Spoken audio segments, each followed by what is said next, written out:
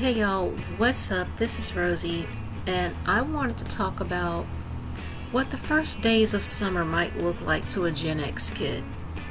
It might be that way today. I don't know. You can look at your kids and grandkids and tell me in the comments what their summer days look like to you, but this is what I remember in the 80s and 90s. Okay, we get up early on a Monday morning. I'm not going for the weekend because that was just fun times and it was just another weekend for us. I mean, sure, yeah, it was summer, but it was weird getting up on a Monday morning and not having to go to school. So we might get up at about 7:30, 8 o'clock. We had to get up in time enough to watch the cartoons because back then we did not have 24-hour cartoons. So we would get up early enough to eat breakfast and watch cartoons. And then around 9, 10 o'clock, at this time around the early 80s, I lived with my aunt, my mom and I did. So she would be coming downstairs to go to the living room so she could watch her soaps. My mom would be at work. She worked at a cookie factory. And so me and my cousins, we would go outside and just look around for other kids who were slowly making their ways outside, looking haggard and tired because they weren't ready to come outside yet. But just like us, they were pushed outside to play early. So it would be a warm, sunny day, not fully hot yet. And sometimes we would bring out our skates and our bikes, but we wouldn't ride on them yet because our brains hadn't fully woken up yet. So we would just sit on the porch. Or maybe we would just get up, stretch our legs, and walk down the street to see if any of our friends are out.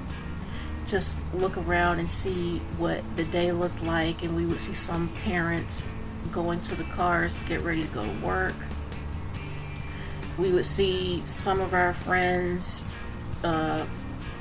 sitting on the swings because where we lived there were neighborhood parks, and they would sit on the swings and just slowly sway back and forth trying to wake themselves up. Some grown-ups who didn't work in the neighborhood would bring out a chair and they would sit out on the front porch because a lot of them used to look out for the neighborhood kids whose parents weren't home for them. And some of them, that was just how they whiled away their days. And there were teenagers who used to walk up and down the streets just talking to each other. Some of them would get in a car just to listen to music. And some would drive up and down the street all day and just around the neighborhood in general because they had a car and they had nothing else to do. So this was just stuff going on in our neighborhood back then. And then once we got ourselves awake enough, I would put on my skates. My cousins would get on their bikes. I wouldn't go too far on my skates because I always fell. I was never really good on skates unless I was inside. So, yeah, they would just ride around. Sometimes they let me get on their bikes and ride, and other times not so much. But the very next year I had a bike, so then we could all go somewhere on our bikes. And then a lot of times we would put our bikes up and then we would walk down the street, around the corner, and then across the street to go see a few of our cousins who lived in another apartment not far from us.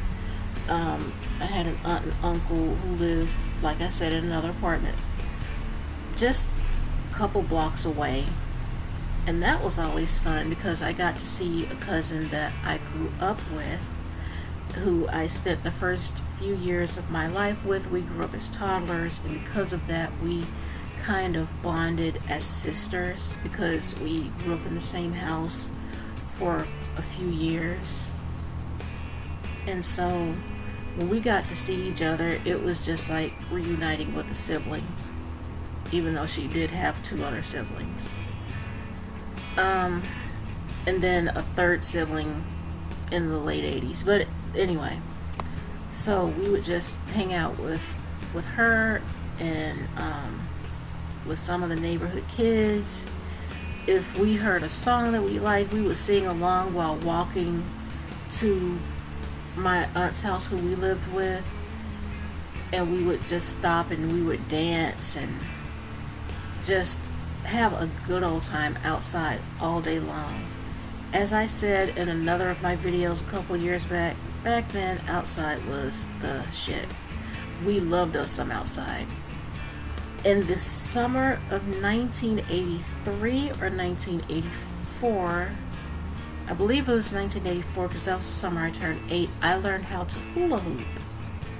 And I know this isn't important, but I used to love to hula hoop, and I used to jump rope with it, and we used to just play games. And for some reason my cousins could hula hoop, but just not like me. Yeah, I guess I'm bragging a little bit. But in 1984, the hula hoop kind of made a comeback, and I noticed over the years recently that every few years you might see a little kid or two with a hula hoop. And so,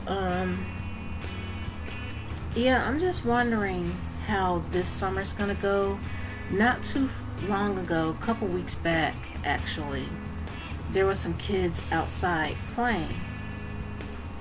And as of late, over the past couple of weeks, I haven't really been seeing them anymore. So, I don't know. I guess maybe it's getting a little bit too hot out, but the weather's going to cool off soon, so I'll see how that does for the kids out here. If the cool weather will bring them back out. But with the hotter weather brings more kids staying inside the house under the AC. And I'm not sure how to view that. I guess, I mean, if you don't want your kids to pass out from heat exhaustion, that's a good thing. But it's like, how do we fix the situation so that kids aren't always stuck inside the house? We weren't always inside. Why should they always be stuck inside the house? And like, I think parents should maybe take their kids to water parks if they can afford it, or take them shopping, or just get them out of the house. Just do something with your babies, because you have it better than we did as kids. Our parents always had to work. My mom, she spent all day in a hot cookie factory making all kinds of cookies. Where she worked was called Greg's Cookies, and they used to make mini cookies and the big gingerbread cookies with pink icing on them, and she worked there off and on since around 1981. And so she finally stopped working there for good in 1992. But for the times that she did work there were times that she would bring a big box of free cookies home, and we would spend all week eating on those cookies.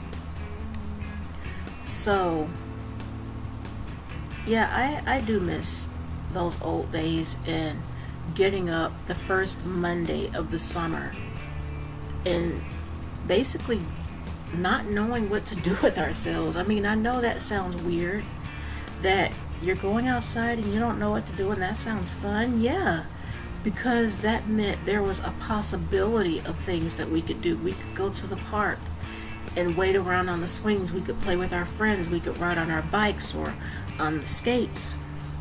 And we could go to our cousin's house and we could watch cartoons and do this and do that. Sometimes my dad would come pick me up and I would go spend the weekend with him. And it really just all depended on who we were with that summer, what we were going to do that day. And so summer was generally an exciting time. And then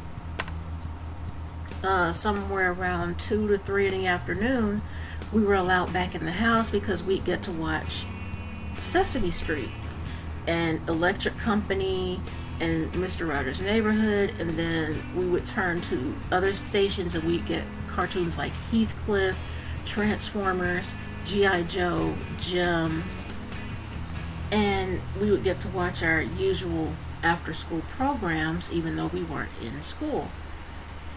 And then we'd go back outside for a little while and play until we had to race the street lights home. And that was what the first day of Gen X summer looked like according to my memories of the early 80s. So what was it like for you, and what did it feel like for you? Was it as exciting to go outside and just not know what you were going to do for a full day because you were so used to being in school and bored and tired and sleepy in a classroom, and now you're out and you're free and you don't know what the hell to do with yourself? Was it like that for you? Tell me in the comments. I'm nosy, I'm curious, and I want to know. But you guys, I'm going to go right now. I love you guys so much for wasting time with me. As usual, there are donations links in the description. You will find my PayPal, Cash App, and GoFundMe. If you'll consider checking those out and helping me, you will be helping us with bills, food, and whatever else we need the money for. And I would thank you so much in advance. You'll be helping us out more than you could ever possibly realize. A wise man once said, you have to build your tribe one person at a time. If you would like to be a part of my tribe, hit that subscribe button no matter what generation you are from. I would be so glad to have you. Once again, you guys, I'm going to go. Thank you so much for listening. I love you so much for that. Hope to see y'all on the next upload. Bye for now.